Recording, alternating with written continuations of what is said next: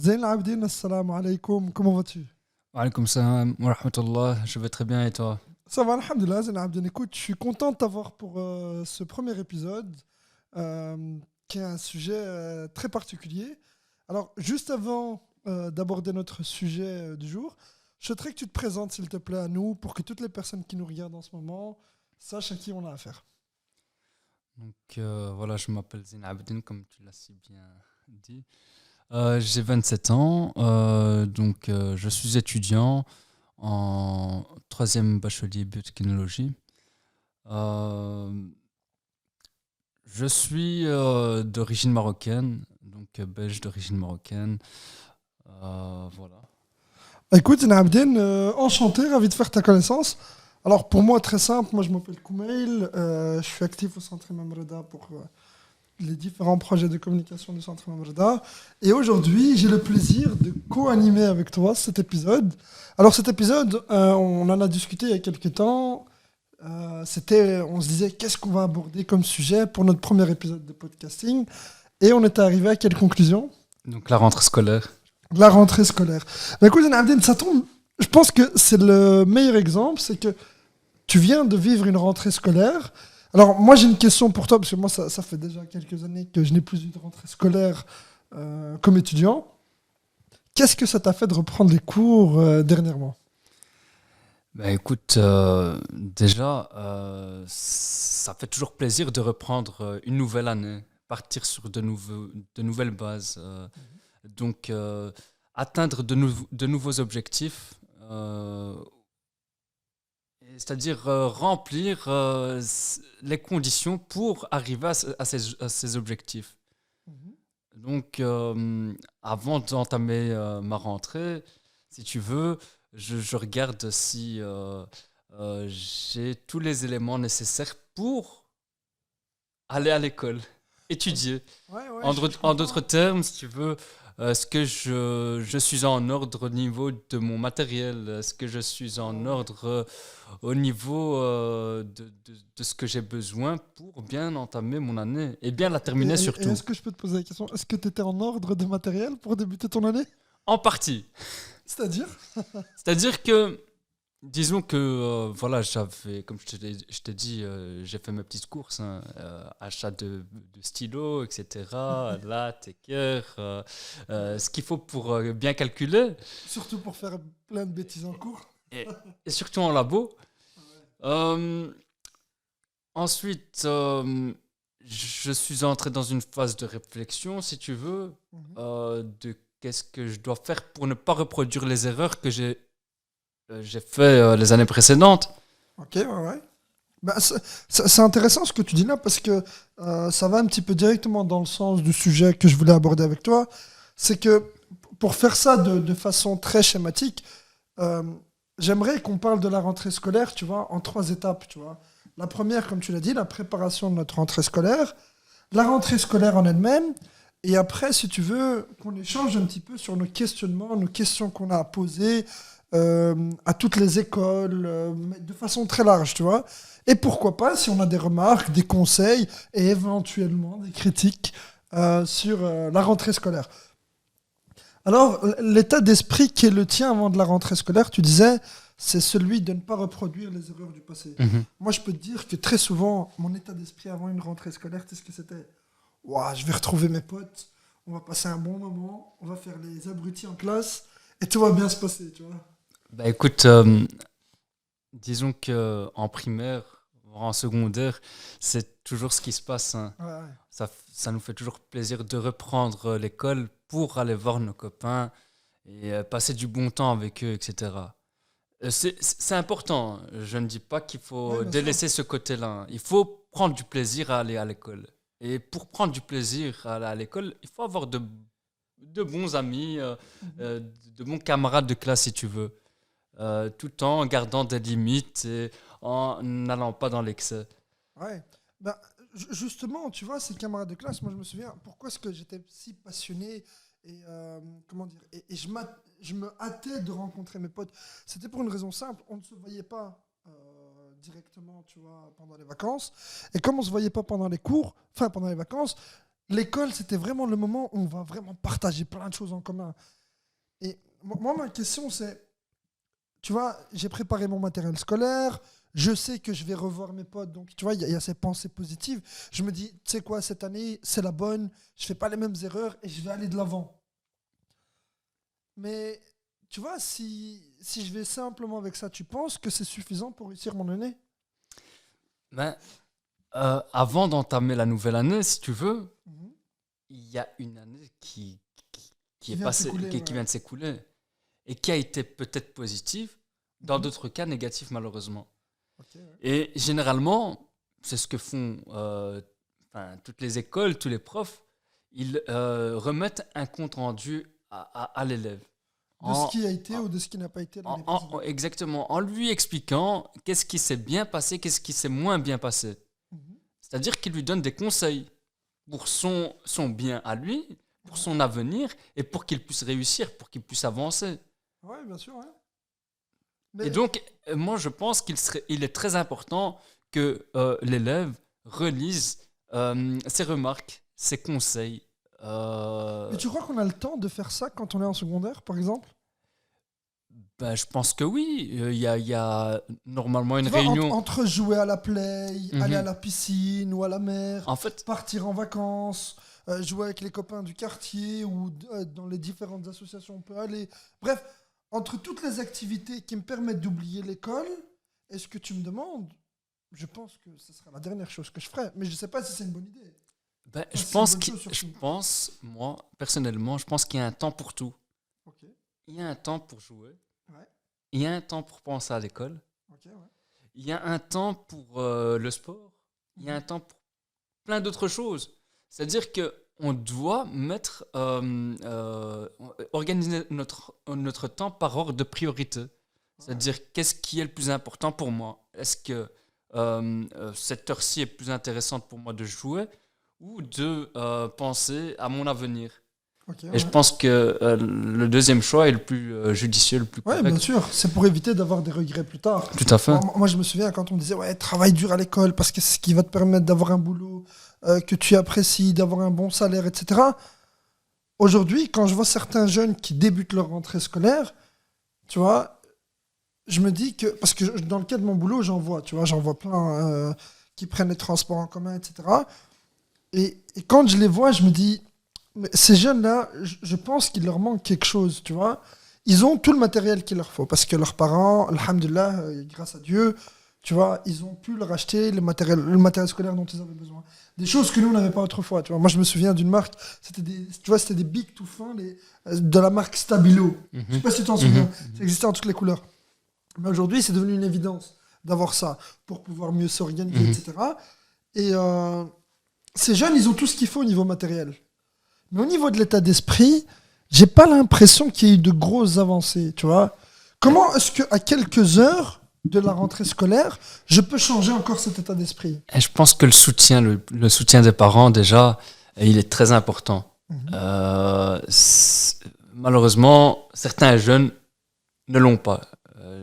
Je Ouais. dis malheureusement parce qu'il s'agit de certains jeunes, une minorité. Et Euh, pour les autres qui en bénéficient? et pour les autres qui en bénéficient, c'est une chance inouïe. Enfin, c'est une grande chance pour eux d'avoir ce soutien parce que voilà, c'est plus de la moitié du travail. Ouais, bien sûr. Avoir un soutien à la maison de la part de ses parents, c'est la moitié du travail. C'est-à-dire que tu auras besoin de fournir l'autre moitié pour réussir. Ouais.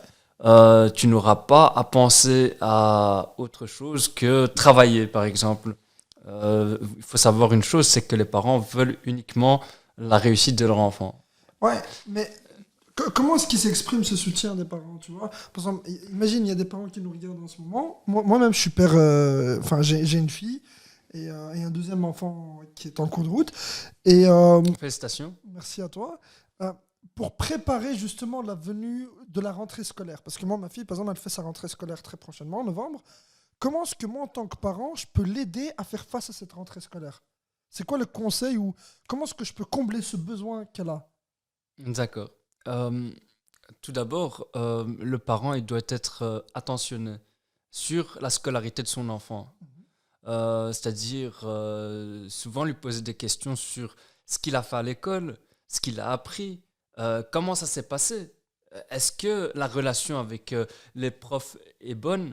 Est-ce que il y a des problèmes entre élèves? Tout ça, c'est des questions qu'il faut poser à l'enfant pour qu'il se sente déjà écouté. Écouté parce que voilà, l'enfant aime être écouté, que ce soit à la maison ou à l'école ou autre part. S'il y a un Bien sûr, problème, ouais, l'enfant doit bien le sûr, bien dire sûr. et le parent doit être à l'écoute ou le responsable pédagogique. Ok, ouais. Mais donc cette partie de l'écoute, elle est importante, tu Mhm. vois. Mais tu disais juste avant, parce que là, on parle vraiment du cadre scolaire en lui-même, sauf si c'était là que tu voulais m'amener. Mais comment est-ce que moi, par exemple, tu vois, je te dis, moi, ma fille, elle rentre à l'école dans à peu près un mois et demi, tu vois. Comment est-ce que moi, je peux préparer déjà ma fille à cette rentrée scolaire? Comment est-ce que je peux montrer que je suis attentionné envers elle et envers sa rentrée scolaire? Donc, moi, je pense que le parent, il a un rôle important. Mhm. C'est-à-dire, lui, expliquer à son enfant quelles sont les responsabilités de l'enfant, de l'élève. À l'école, tu veux dire? Voilà, à l'école. Quelles sont ses responsabilités à lui? Euh, Qu'est-ce qu'on attend de lui? Mhm. Parce que certains enfants ne savent pas qu'est-ce qu'ils font à l'école, en fait. Ils Ouais. pensent qu'aller à l'école, c'est juste une corvée, c'est passer 8 heures de son temps et rentrer à la maison. Mhm. Euh, En fait, le parent, il a ce rôle d'expliquer à son enfant Ce qu'est l'école et quel voilà, est quelles son sont rôle à les l'école. raisons de cette présence à l'école. Qu'est-ce que ça va lui apporter dans sa vie à lui? Ok, ouais, ouais, je comprends mieux. Et j'arrive même à faire le lien. Tu vois, moi, ma fille, elle rentre en classe Mhm, d'accueil, mais j'arrive à faire le lien effectivement avec ce que tu dis maintenant. C'est très intéressant. C'est qu'en tant que parent, on a la responsabilité de clarifier à nos enfants leur rôle, de là où ils vont, la mhm. raison pour laquelle on les y inscrit, et en même temps, quand ils y sont, de suivre leur quotidien et voir que ce qu'on leur a expliqué sur l'école et leur rôle correspond bien aux attentes qu'ils avaient au départ. C'est bien Tout à ça. fait, tout à fait. Et maintenant, pendant la rentrée scolaire. Alors moi, il y a un truc, c'est une remarque que je vais faire en fin d'épisode, mais pendant la rentrée scolaire, qu'est-ce que qu'est-ce qui te passe par la tête? Et qu'est-ce que tu veux que tes parents fassent pour toi, ton entourage, etc., pour que ton année se passe bien? Moi, je veux d'abord expliquer qu'est-ce qu'il faut faire pour bien commencer l'année. Mhm. C'est-à-dire, on nous rappelle souvent à l'école, soyez en ordre, soyez en ordre, soyez en ordre. N'oubliez pas vos cours à la maison, n'oubliez pas vos cours à l'école, n'oubliez pas. Ayez toujours vos cours sur vous, ayez votre matériel sur vous. Voilà, l'ordre, c'est primordial. Pour Mhm. bien commencer une année, il faut être en ordre. Bien sûr, je te rejoins. Et propre aussi, en fait. Dans sa façon d'écrire, dans ses cours. Voilà, tout ça, c'est très important pour réussir. Ouais, je suis d'accord avec toi, ouais, bien sûr. Et pourquoi est-ce que je dis l'ordre? Si maintenant vous oubliez de noter que pour tel jour vous avez une évaluation, Ouais, je ne t'es dans le pense pas pétrin que le vous allez lendemain. pouvoir vous en rappeler et dire que j'ai évaluation tel jour et que je dois étudier. Ça me rappelle une anecdote. Moi, je me souviens, je faisais des études de prof et on avait un travail à remettre. Euh, et dans le cadre de ce travail qu'il fallait remettre, il y avait une première fiche, tu vois, qu'on devait remplir et qu'on devait envoyer 24 heures avant, au plus tard 24 heures Mhm. avant. Et il y avait un collègue qui avait oublié de remplir cette fiche parce qu'il ne l'avait pas notée, tu vois. À la haute école, à l'UNIF, on n'a pas de journal de Mhm. classe. Donc, tout ce que tu notes, tu vois, c'est tes propres remarques. Désolé, c'est mon diabète qui me dit que mon sucre est peut-être trop haut. On te pardonne, Koumail. Ouais, merci. Et donc, comme je te disais, il avait oublié de noter cet élément-là, tu vois. Et ce qui s'est passé, c'est qu'au final, il n'a pas pu rendre son document. Son travail était le meilleur du groupe étudiant. Et malgré ça, il a été en échec parce qu'il n'avait pas remis cette feuille-là, tu vois. Donc, au final, tu vois, je me rends compte que ce que tu dis, effectivement, donc, au préalable, il faut avoir tout son matériel. Et pendant les cours, pendant la rentrée scolaire, c'est de vérifier qu'on ait bien fait son suivi, qu'on ait bien noté le tout, qu'on suit en fait ce qui est attendu de nous. Tout à fait. En fait, à l'école secondaire, qu'est-ce qu'on attend de nous? Mhm. Et qu'est-ce qu'on veut nous apprendre? C'est la responsabilité. On veut nous responsabiliser Bien sûr. à la vie, en fait. Parce que quand Ouais. vous serez plus adulte, vous aurez d'autres responsabilités bien plus importantes. Et qui vont faire que des fois, on oublie certaines Tout tâches. à fait. Ouais, bien Ne sûr. pas payer une facture, par exemple, ça a des conséquences terribles. Ah ouais, des frais Euh, administratifs et voilà. financiers qui te coûtent les yeux de la tête des fois. Ouais. Tout à fait. Donc, tout ça, c'est un apprentissage qui nous mène à, à des choses comme ces choses très importantes de la vie. Bien sûr, et en fait, ceci m'amène vers autre chose. C'est qu'on on a préparé donc l'introduction, tu vois, comment est-ce qu'on se prépare. On a parlé maintenant de la rentrée scolaire. Maintenant, je vais aller directement dans le vif du sujet. La rentrée scolaire, elle est pour l'enseignement classique, elle est passée. C'était le 1er septembre ou quelques-uns, je pense que c'était la dernière semaine d'août chez vous les francophones. Moi, j'ai été néerlandophone. C'est pour ça que je parle de nous. Là, il y a la rentrée universitaire, académique, et en même temps, il y a la rentrée des écoles arabes. Alors moi, il y a un truc qui me, comment dire, qui me rend dingue aujourd'hui au sujet des écoles arabes. C'est que toi et moi, on a suivi des enseignements différents. Toi, l'enseignement francophone et moi, l'enseignement néerlandophone. Comment fait-on aujourd'hui pour donner cours d'arabe à des jeunes comme toi et moi dans une langue que seul un des deux comprend? Très souvent, les écoles arabes, ce sont des professeurs francophones qui viennent généralement, tu vois, de nos pays d'origine, le Maghreb, le Moyen-Orient, etc., qui maîtrisent la langue arabe. Effectivement, je ne mets pas de critique là-dessus. Mais par contre, quand il s'agit de la subtilité de la langue que je parle, il y a un problème. Moi, j'ai un exemple en tête. Hein. Je t'en ai parlé il y a quelques jours. C'était le mot joaillerie. Je me souviens, on avait un vocabulaire, enfin, un cours de vocabulaire à l'école arabe. Le prof me donne ce mot. Je ne comprenais pas ce que ça voulait dire en français. Et comme j'étais néerlandophone, j'ai réfléchi, je suis rentré chez moi, j'ai cherché, j'ai trouvé que ça voulait dire juwelier. Et donc, du fait d'avoir compris ça, très tard, je me suis rendu compte qu'au final, c'était une perte de temps d'aller à l'école arabe. Parce que, certes, j'apprenais du vocabulaire, mais que je ne comprenais pas. Et il fallait que je fasse moi-même un effort que le professeur aurait pu faire pour m'aider. Qu'est-ce que tu penses, toi, des écoles arabes qui donnent cours de la même façon à des néerlandophones et des francophones? Moi, je pense que c'est une perte de temps. L'élève aurait plus facile s'il avait en face de lui un professeur qui maîtrisait la langue néerlandaise Voilà. ou flamande. Ouais. C'est une question de pédagogie déjà, je pense. Je suis pas pédagogue, mais je pense que ça aurait été plus facile pour toi. Tu aurais Bien sûr. mieux appris, tu aurais appris plus vite. Donc voilà. Ouais. Qu'est-ce que tu pourrais rajouter, toi? Quand je transpose, tu vois cet exemple, je transpose par exemple à l'enseignement classique, tu vois, à l'école néerlandophone. Il y a des fois, il y a les professeurs ont une certaine approche avec l'élève. Moi, je le vois. On dit à l'élève, viens. L'élève, chez lui à la maison, quand son père ou sa mère l'appelle, dans certaines traditions, dans certaines cultures, il doit baisser les yeux.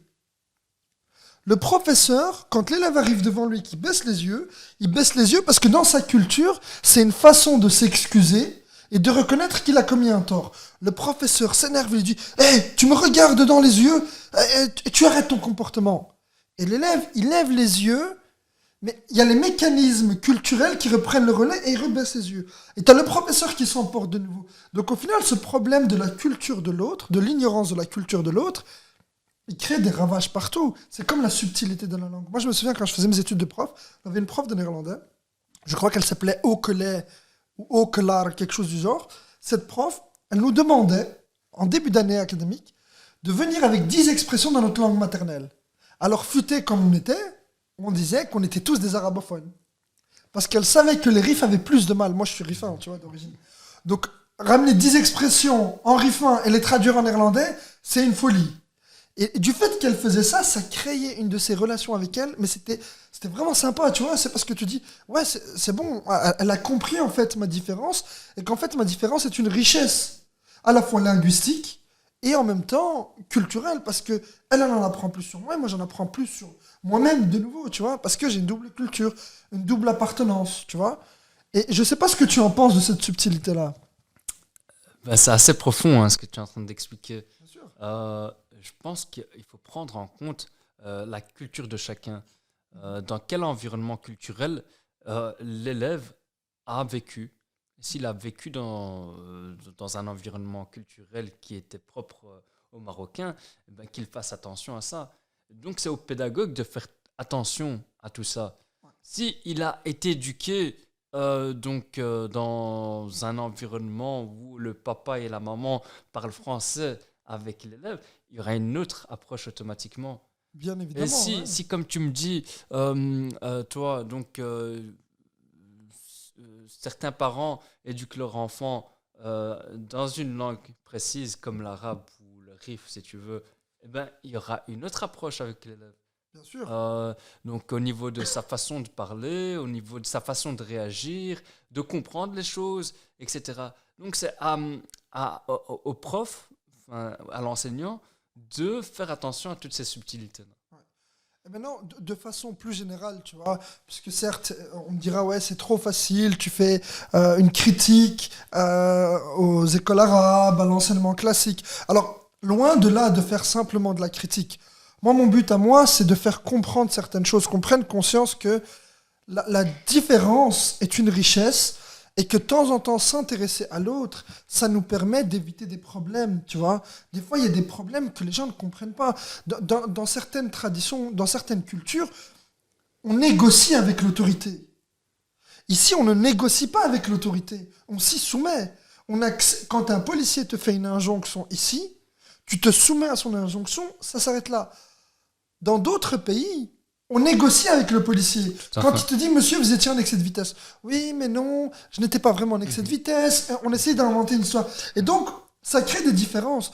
Un autre exemple, c'est que dans certaines cultures, on crie, on parle très fort. Et du fait qu'on parle très fort, ça peut, dans la perception des autres, faire croire qu'on se dispute. Tu vois. Donc moi, ce que j'ai envie de dire, voilà, aujourd'hui, on a eu un épisode sur la rentrée scolaire. C'était super intéressant. Je te remercie, Zayn Abidine. Merci à toi, Koumoul. On va continuer à aborder des sujets comme ceci sur du long terme, Inch'Allah. Si tu es partant. Bien sûr, je pense que le sujet est très vaste. On aura peut-être l'occasion de rentrer Plus en détail. Inch'Allah. Et Inch'Allah, ça sera super pour moi et pour toi aussi. Inch'Allah. De partager ce et moment. En cette période de rentrée scolaire, je souhaite à tous les élèves une excellente rentrée scolaire. Les étudiants, les étudiantes, les enfants du maternel, prenez du plaisir à ce que vous apprenez. Les enfants qui sont dans des situations compliquées, les parents également qui ont des besoins, n'hésitez pas à nous contacter. On peut essayer de vous aider d'une certaine façon en interagissant avec vous. On est à votre écoute. N'oubliez pas d'écouter vos enfants. Les enfants, n'oubliez pas d'écouter vos parents. Que le meilleur reste à venir. Merci à toutes et à tous. Merci Zayn Abidine. Merci à toi, Koumoul. Et merci à vous qui nous écoutez. Et au plaisir de vous revoir prochainement. Salam alaikum. Ça va.